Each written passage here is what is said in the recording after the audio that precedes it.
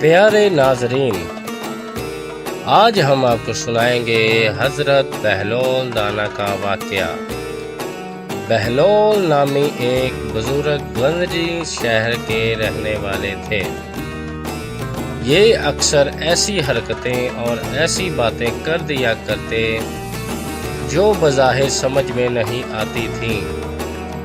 بھوک لگتی تو پھر مجلس میں کچھ لے کر کھانا شروع کر دیتے۔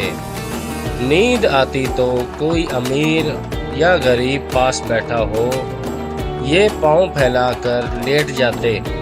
ان باتوں سے بعض لوگ انہیں بہلول دیوانہ کہتے تھے اور بعض بہلول دانا۔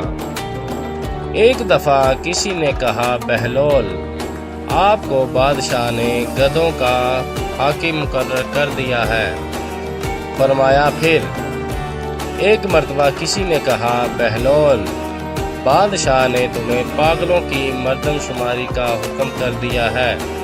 فرمایا اس کے لیے تو ایک دفتر درکار ہوگا، وہاں اعداد گننے کا حکم ہو تو انگلیوں پر گنے جا سکتے ہیں۔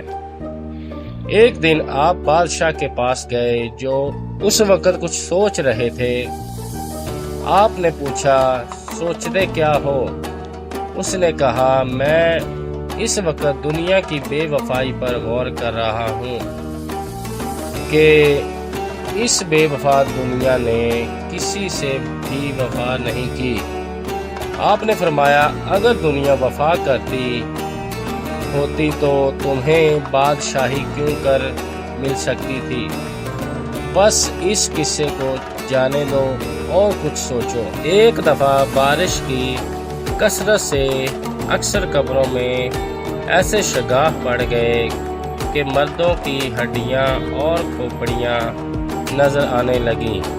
بہلول قبرستان میں چند کھوپڑیاں سامنے رکھ کے دیکھ رہے تھے کہ اتفاق سے بادشاہ کی سواری بھی آن پہنچی۔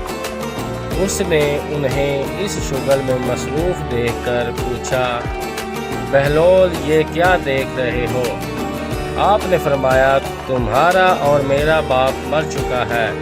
میں اب یہ دیکھ رہا ہوں کہ تمہارے باپ کی کھوپڑی کون سی ہے اور میرے باپ کی کھوپڑی کون سی ہے۔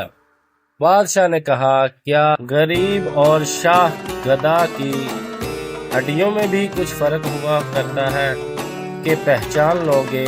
بہلول نے کہا، پھر 4 دن کی جھوٹی حکومت پر بڑے لوگ مغرور ہو کر غریبوں کو حقیر کیوں سمجھتے ہیں؟